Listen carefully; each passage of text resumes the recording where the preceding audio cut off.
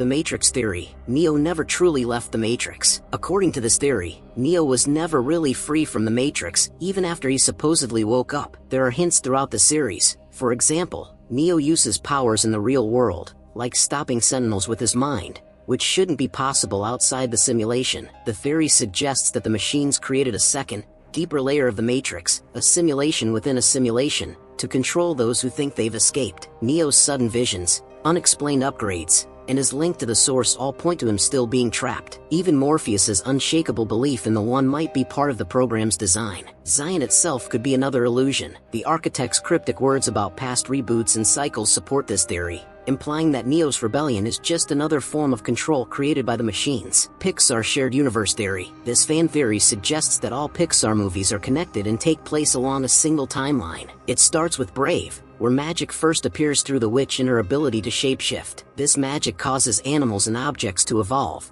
eventually leading to intelligent creatures like the bugs in A Bug's Life. Over time, artificial intelligence is created, which explains the living toys in Toy Story and the smart vehicles in Cars. Later, humans damage Earth so badly that it becomes unlivable, setting the stage for WALL-E, where people leave the planet behind. Once Earth recovers, animals rise again, as seen in Ratatouille and Finding Nemo. The timeline ends with Monsters Incorporated, far in the future, where monsters exist and use doors to travel back in time to gather energy from children's laughter. According to the theory, Boo from Monsters Incorporated grows up to become the witch in Brave, using magic and time travel to search for Sully. The Tarantino shared universe theory. This fan theory claims that all of Quentin Tarantino's movies take place in two connected realities. The first is the realer than real world, which features more grounded characters like Vincent Vega, Pulp Fiction, and Mr. Blonde, Reservoir Dogs. The second is the movie world, an exaggerated, cinematic universe where films like Kill Bill and From Dusk Till Dawn exist as movies that characters from the real world might actually watch. There's plenty of evidence tying the films together. For instance,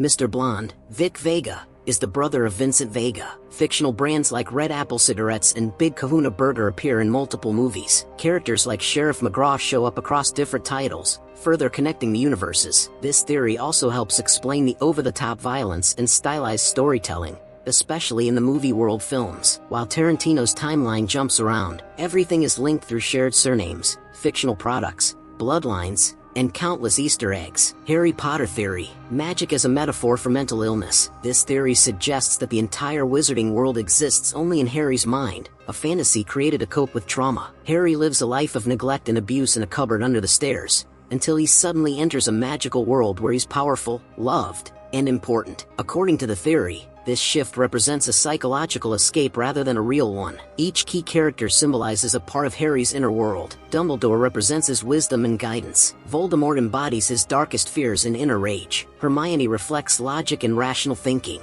Even the Dementors are seen as metaphors for depression, draining joy and leaving emptiness behind. Magic, potions, and fantastical creatures mirror emotional challenges given physical form. Instead of fighting external evil, Harry is battling his own trauma, fear, and identity. The theory argues that magic is his mind's way of transforming pain into control and meaning. In this view, Hogwarts is not just a school, but a mental sanctuary, a world built for survival. Star Wars theory. Palpatine orchestrated everything. This theory claims that Emperor Palpatine wasn't just a powerful Sith Lord, he was the mastermind behind nearly every major event in the Skywalker saga. Rather than rising to power by chance, Palpatine carefully manipulated both sides of the conflict from behind the scenes. Some believe he even played a role in Anakin Skywalker's miraculous birth, possibly using the Force through Darth Plagueis' dark abilities. He then preyed on Anakin's fears and emotional instability, slowly guiding him toward the dark side. Palpatine exploited the Jedi Order's strict rules to push Anakin away, while secretly fueling the Clone Wars,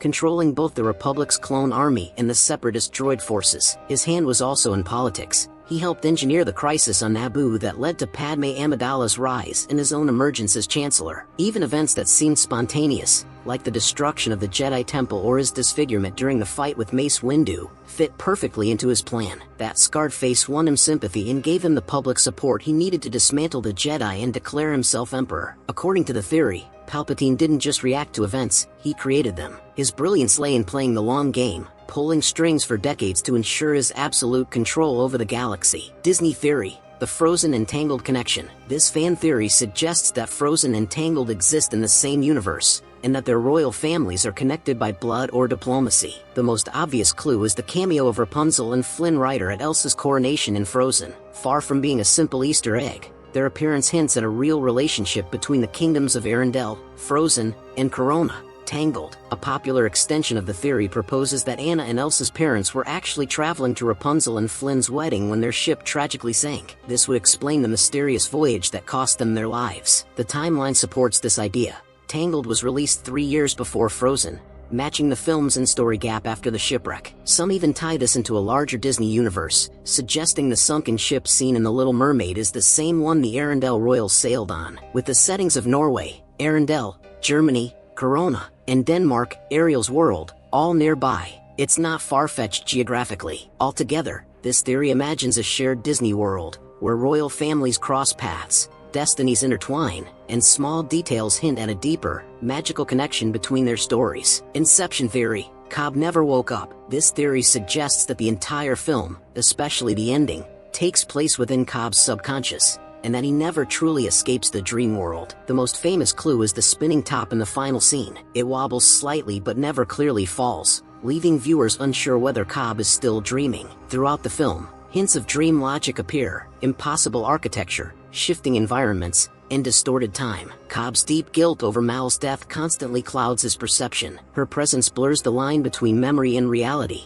making it hard for him, and the audience, to know what's real. Many characters, including Ariadne and Saito, seem more like helpful projections than fully independent people. One major red flag is how easily Cobb's legal problems vanish. Sato's phone call seems too convenient, suggesting it may be part of Cobb's imagined resolution. Even his children raise suspicion. They never age, wear the same clothes, and are seen in the same position and setting as in his dreams. Details too perfect to be coincidence. According to this theory, the entire mission may be Cobb's own constructed dream, an internal journey to confront his grief, release Mal's memory, and find emotional peace. He may not have escaped the dream world, but in letting go, he finds a version of reality where he can finally rest. Blade Runner theory. Deckard is a replicant. This fan theory argues that Rick Deckard, the very man tasked with hunting replicants, is actually a replicant himself, likely a Nexus 6 model. Though the film leaves the truth intentionally ambiguous, several clues point toward this idea. One of the strongest is the unicorn dream Deckard experiences, which exactly matches the origami unicorn left by Gaff. This implies Gaff knows Deckard's implanted memories, a key trait of replicants, who are given fake pasts to make them more stable. Visually, Deckard's eyes briefly glow red, a signature effect used in the film to identify replicants. His apartment is also filled with old photographs, which replicants often keep as emotional anchors, despite those memories being artificial. His physical endurance, surviving brutal fights that would likely kill a normal human, combined with his emotional coldness and detachment from the violence he carries out, adds further weight to the theory. If true, it casts his entire role as a Blade Runner in a tragic light, a replicant unknowingly hunting his own kind, caught in a system that denies him humanity while using him as a tool. The Dark Knight trilogy theory. Batman is the true villain. This theory claims that Batman, despite his good intentions, acts more like a villain or antagonist within Gotham's story. Rather than reducing crime, his presence actually escalates it, drawing out dangerous criminals like the Joker as a direct response to his vigilantism. Batman operates outside the law, uses invasive surveillance, and relies on extreme violence, blurring the line between hero and threat. His actions cause significant collateral damage and chaos, forcing Gotham into a harsh choice: accept control by a masked vigilante or face total anarchy. He undermines legal institutions, corrupts Harvey Dent, and indirectly enables Bane's rise. In this view, Batman isn't Gotham's savior but its greatest problem. His very existence fuels the cycle of violence and breeds the supervillains he fights, making him a necessary evil or even the city's true villain. The Shining theory, an allegory for Native American genocide. This theory suggests that Stanley Kubrick's The Shining serves as a haunting metaphor for the genocide of Native Americans in America's troubled history. The Overlook Hotel itself is key. It's built on an old Native American burial ground, a classic horror symbol that here takes on deeper meaning. The hotel's decor is filled with Native American artifacts and imagery, like Navajo rugs and paintings, often placed in unsettling or inappropriate contexts. Details like the Calumet baking powder, named after a traditional Native American peace pipe, highlight broken treaties amid rising violence. The recurring color red symbolizes bloodshed and brutality. Jack Torrance's madness and violent breakdown mirror the destructive force of colonialism, while the hotel's ghosts represent the lingering spirits of those wronged. In this reading, The Overlook is a living monument to America's dark past, a place that attempts to erase and punish those who remember or resist its history. Toy Story theory. Andy's mom is Emily, Jesse's original owner. This theory proposes that Andy's mom, Mrs. Davis, is actually Emily, the girl who originally owned Jesse, the yodeling cowgirl. The strongest evidence lies in Andy's cowboy hat. It closely resembles Emily's hat from Toy Story 2, including a distinctive white band that matches the ribbon on Emily's hat in the flashback. This small but specific detail connects the two characters visually. Additionally, Andy's family has an attic, just like the one where Jesse was stored after Emily outgrew her. The theory suggests Emily kept her toys in that attic, which later became Andy's playroom attic. If true, this creates a touching, generational link between the stories. Jessie didn't just find a new owner, she returned home to the family she once belonged to, now loved by Emily's son, Andy. Ferris Bueller's Day Off theory. Ferris is Cameron's imaginary alter ego. This theory suggests that Ferris Bueller isn't a real person,